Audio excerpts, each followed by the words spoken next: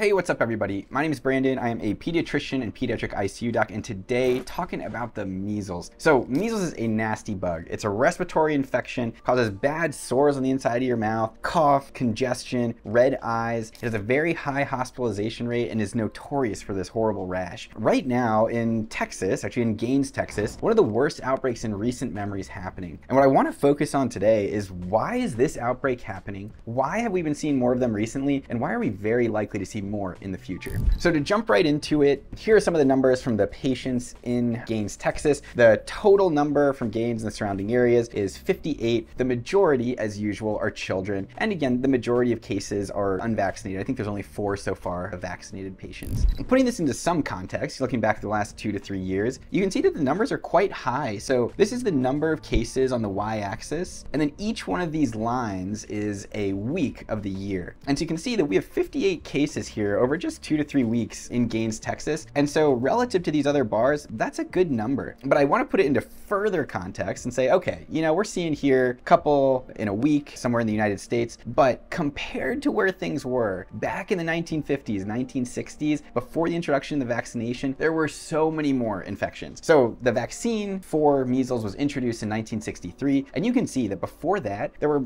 500,000 cases per year. 50,000 people would get hospitalized, and there were often between like 200 to 500 deaths every year from this infection. You can see that the vaccine gets implemented, people start getting vaccinated, and over the next 5 to 10 years, pretty much just goes away. They realized during this first period that a single dose of the MMR vaccine would give you somewhere around like 93 to 94% coverage or resistance. In 1989, they realized if you gave a second dose of that same vaccine, it went up to 97%. So you can see in 1990, had a little spike, got that second dose there, and by 2000, it was actually declared eliminated in the United States. And so what that meant is there were no active cases in the US. It was just people who went abroad and came back with the infection that would have the measles. Okay, so where am I going with this? Well, basically, this is the MMR vaccine. You can see it down here, measles, mumps, rubella. You usually get it at the 12 to 15 month visit, and then you can get another one anytime 4 weeks after that, but most commonly it's given at the 4 to 6 year old visit. So the data has shown that among kindergartners, we used to have a greater than 95% vaccination rate. It was 95.2%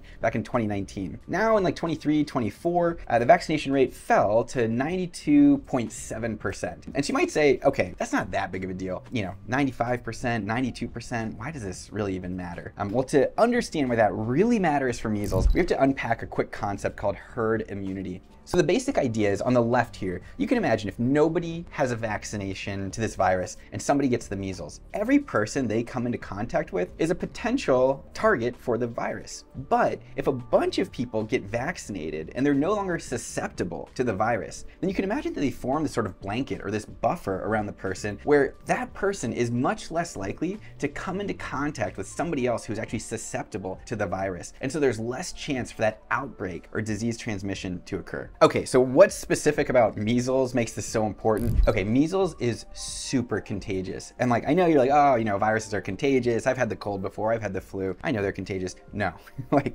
it is really contagious. So imagine you're on the plane, you see somebody cough or sneeze, I think, oh man, I hope I don't get sick or whatever. But you wouldn't think 90% of the people here around this person are going to get sick with that. That's how it is with the measles. So if people are not vaccinated and somebody coughs or sneezes, 9 out of 10 of them around this person will get infected. It spreads through respiratory droplets and aerosols. It can stay in the air for 2 hours after somebody who's infected has left the area. And then it has this classic rash, but you're infectious or contagious 4 days before and 4 days after. And so the point is, it's just super contagious. To drive the point home, do one more thing. There is a concept called R0 in epidemiology. And the basic idea here is, on average, if one person gets this virus, how many people are they likely to spread it to if no one's vaccinated? And so here's a bunch of scary viruses that we know about that just get crushed basically by the measles in terms of how contagious it is. So you can see even like prior epidemic influenza from the spring of 1918,